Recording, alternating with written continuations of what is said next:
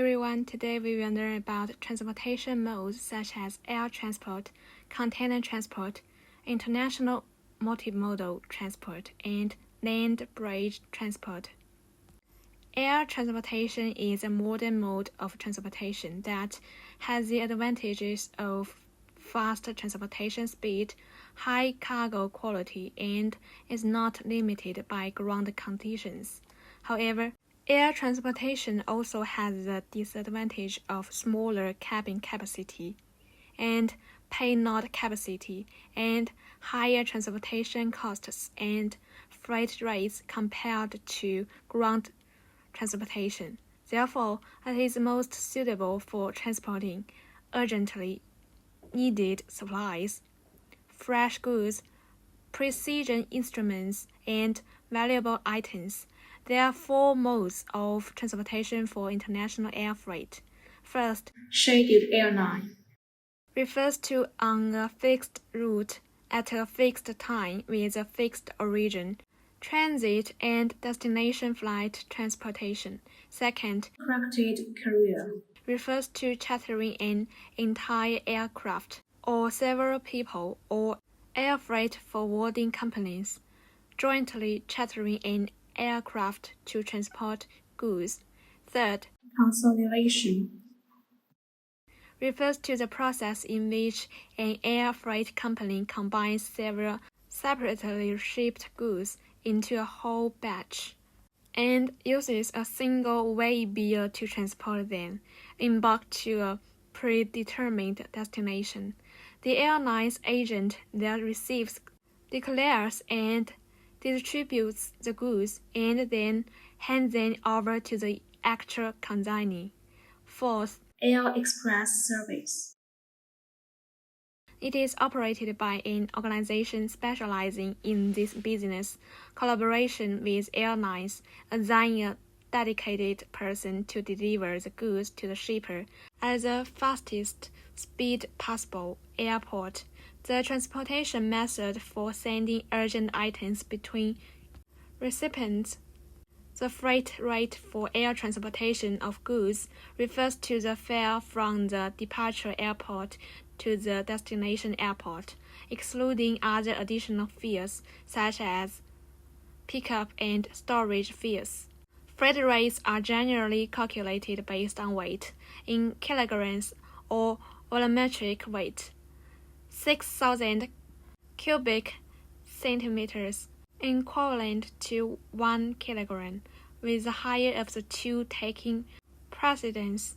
Container transport. It uses containers as a transportation unit for goods transportation.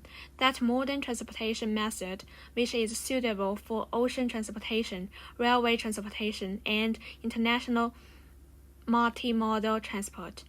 There are two types of container cargo loading methods: FCL, full container load, and LCL, less than container load.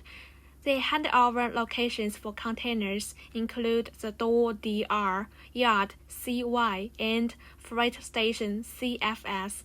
These three delivery locations can be combined into the following 9 handover methods: door to door, door to CY, door to CFS, CY to door, CY to CY, CY to CFS, CFS to door, CFS to CY, CFS to CFS. There are 4 types of handover forms for container transportation between both parties. First, full container load to full container load, FCL or FCL. Second, less than container load to less than container load, LCL or LCL. Third, full container initial load to less than container load, FCI or LCL. Fourth, less than container load to full container load, LCL or FCL. Cost composition of container transportation. Taking sea freight as an example, the cost of container transportation includes inland or intraport transportation fees, LCL service fees, yard service fees, ocean freight, container and equipment usage fees, etc. There are two main types of calculation methods for container transportation. First, basic rate for general cargo plus additional fees. Second, container rate. The basic rate for miscellaneous goods is based on the traditional freight rate. For miscellaneous goods calculated in tons of freight, LCL freight is commonly calculated using this method, and most routes use tiered rates. Second, additional fees. In addition to the regular surcharges charged for traditional miscellaneous goods, there are also some additional charges related to container cargo transportation. A surcharge, second, box rate, calculated on a per container basis, commonly used for calculating freight charges for full container delivery. There are three common forms of container rates. First, FAK container rate refers to, regardless of this type or quantity of goods, only a uniform rate charged for each container. Second, the FCS container rate refers to the container rate set according to different levels of goods, from level 1 to level 20, for goods of the same level. The freight rate for heavy cargo containers is higher than that for volumetric freight. Third, the FCB container rate refers to the laborious process of setting it based on both the grade or type of goods and the calculation standards. International multimodal transport. International multimodal transport refers to in accordance with a multimodal transport contract using at least two different modes of transportation by a multimodal transport operator. The transportation of goods from a location within one country to a designated delivery location within another country. According to this definition, international multimodal transport should meet the following conditions. First, there must be a multimodal transport contract between the multimodal transport operator and the shipper that clearly specifies the rights, obligations, responsibilities, and exemptions. Second, it must be a continuous transportation of two or more different modes of transportation. Third, a multimodal transport document that includes the entire process must be used. Fourth, it must be an international transportation of goods. Fifth, a multimodal transport operator must bear overall responsibility for the entire transportation process.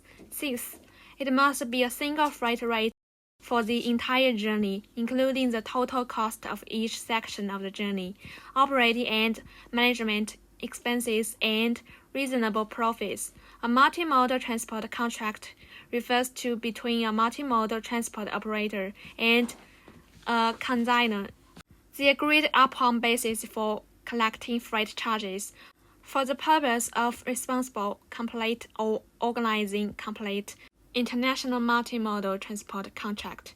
It clearly stipulates between multimodal transport operators and shippers the rights, obligations, responsibilities, exemptions. Multimodal transport operator refers to any person in person or through their representative sign a multimodal transport contract and is responsible for fulfilling the contract. They are the parties involved, not the agent or representative of the shipper or the agent or representative of the carrier. Participating in multimodal transport, he can act as the actual carrier, handling the entire or partial transportation business, or he can be a non-vessel operating common carrier. The entire transportation will be handed over to the actual carriers in each section for fulfillment. Carrying out international multimodal transport is an effective way to achieve door-to-door transportation, which simplifies procedures, reduces intermediate links, accelerates freight speed, reduces transportation costs, and improves freight quality. Land bridge transportation. Land bridge transportation includes both land bridge transportation and small land bridge transportation.